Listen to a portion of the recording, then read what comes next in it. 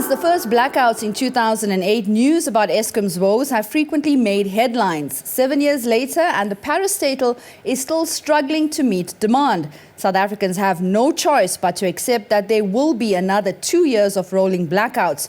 To fully understand the challenges they face, I'm joined now by Chris Yelland of EE Publishers. Welcome, Chris. Hi. You're considered an expert when it comes to understanding what's going on or what's going wrong at Eskom.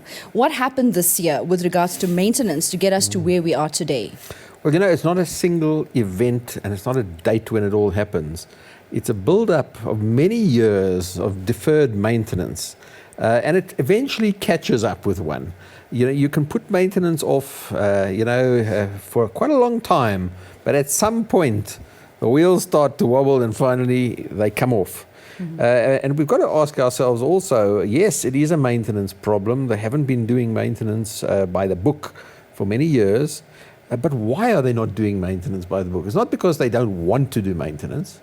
It's actually because they don't have the space to do maintenance. They don't have a sufficient generation reserve capacity to shut down the generators and do the necessary maintenance without incurring load shedding. In other words, if you try and shut generators down for 6 weeks to do proper deep maintenance, you might not have enough generation capacity to keep all the lights on.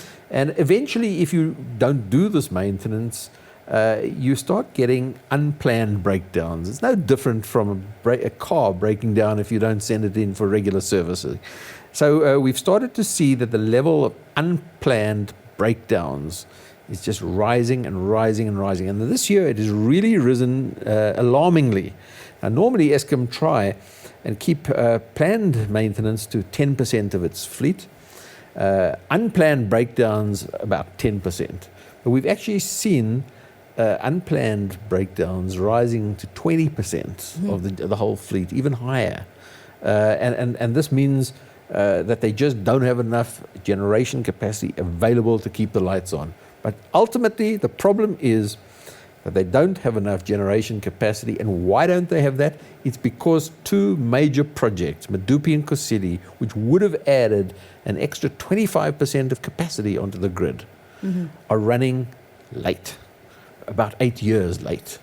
And that really means that we haven't got this extra 25%. If we had it, we wouldn't need to defer maintenance. We wouldn't have a maintenance problem. We wouldn't have unplanned breakdowns right now. It sounds rather complicated, Chris, to be quite honest. It came a bit as a shock to me as well, because every now and then you have Eskom state of the electricity address in which they assure consumers that they're doing their best to keep the lights on in terms of running effective maintenance plans. Well, you see, the strategy was, in fact, to keep the lights on at all costs. The trouble is there is a cost. And the cost is, if you keep the lights on by deferring maintenance, eventually the cost is that you're going to have increased unplanned breakdowns, and it catches up with you, and it's a self-defeating strategy to defer maintenance in order to keep the lights on, because eventually it will cause the lights to go out. Sure, and this is a question of credibility, because those announcements have been made timelessly by Eskom. I think South African consumers are losing confidence in Eskom. Is it a sinking ship? Because at the end of the day, the South African consumer has to foot the bill for whatever plans have to be implemented to get around the issues. If they don't do the right things, it is a sinking ship.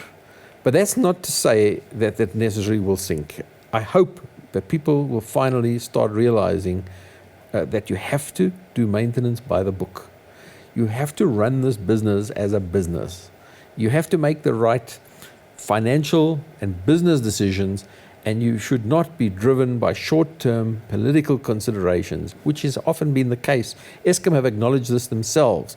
They've said that the strategy of keeping the lights on at all costs during the World Cup was ultimately a political decision and the wrong decision. They've also said and acknowledged that there was an instruction by the politicians to keep the lights on at all costs in the run-up to the last general election, because it would have really affected voter patterns to have load shedding in the run-up to a general election. Now, those are political considerations that told Eskom to keep the lights on at all costs, defer maintenance, and it eventually has caught up with them. It comes down to poor management.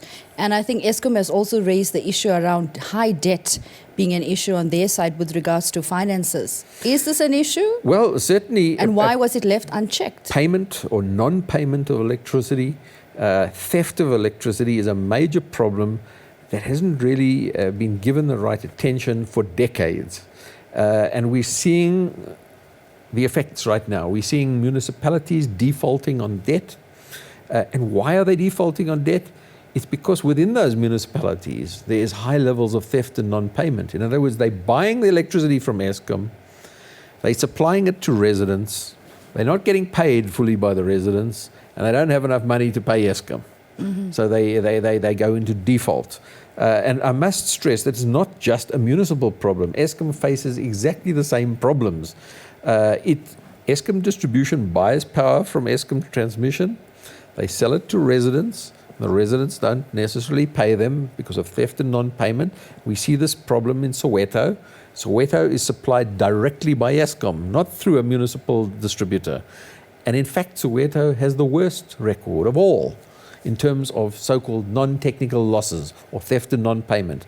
Something like 83% of all electricity supplied to the residents and businesses of Soweto is unpaid. Is prepaid an option moving forward, looking at this whole issue around debt? Prepaid is an option, and it has been used as an option for decades. There are areas that have prepayment meters. There are areas that have credit meters. I must say that any thought that prepayment meters are somehow a panacea as a solution to all these problems, I think is not correct. There are towns with prepayment meters with very poor payment records and very high levels of theft, because theft occurs before the meter, or it occurs by bypassing the meter. And to be honest, if you have a prepayment meter where a meter reader is not visiting that meter regularly, it makes it very easy to bypass the meter or steal electricity before the meter, because nobody is coming out to inspect and read the meter, so nobody is seeing that the meter has been bypassed. So to think that prepayment meters stop theft of electricity, is living in a dream world. In fact, many areas with prepayment meters have appalling records of theft and non-payment. And that was an initiative that was also that came through from the newly appointed CEO of Eskom, Brian Molefe. People are saying that he is the ray of hope to turn Eskom around. Does he have what it takes?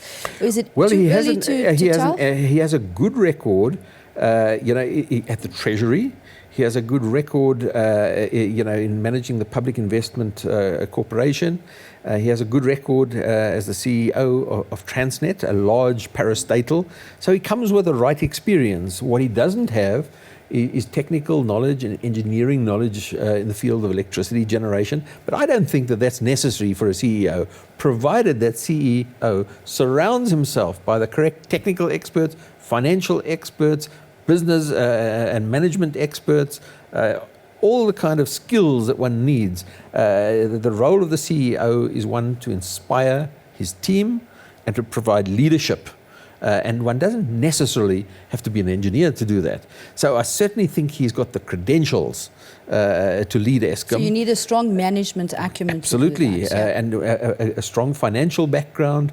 Finance and Eskom's financial problems are one of the biggest issues facing the utility. So his financial background and his background in large parastatals is going to become very important. But of course, time will tell. He has the right credentials, but time will tell if he can put it together and surround himself by an effective team that is inspired by his leadership and that moves this parastatal Eskom, from its current crisis, let's call it what it is, a crisis, into a new era of a well-managed, sound, properly financed, capitalized business. I think the positive spin-off that I can think of is the number of green energy initiatives that have come to the fore out of the crisis, going back to 2008. Well, in fact, these are some of the positive things to come out of a problem like this. Sometimes out of the ashes rise solutions. because you need something to replace something that is obviously not working. And for me, the positive signal is that there seems to be a new appreciation of the role of the private sector in this generation sector, in the electricity sector. So we are seeing this renewable energy IPP program, an independent power procurement program. This is not Eskom building all this green energy. These are private companies that are financing, designing, building, owning, and operating renewable energy plants, utility scale plants, and supplying energy into the grid. To give you an idea, in the last 3 years, Eskom have brought on to the grid 100 megawatts, wind farm, SEER wind farms, commissioned just the other day. In the same period, 3 years, the private sector have brought 1,500 megawatts onto the grid. That's 15 times as much as Eskom. Now, Eskom did a great job, but there's only so much that a company can do. What we're seeing in this renewable energy sector is not the work of one company, the work of 30 projects operating independently, simultaneously and concurrently, building renewable energy plants. And we're seeing what the private sector can do. And it's doing this without burdening the taxpayer, without burdening the fiscus. It's bringing new private capital skills, construction skills, operating skills, maintenance skills to these projects, and they're beginning to bear fruit.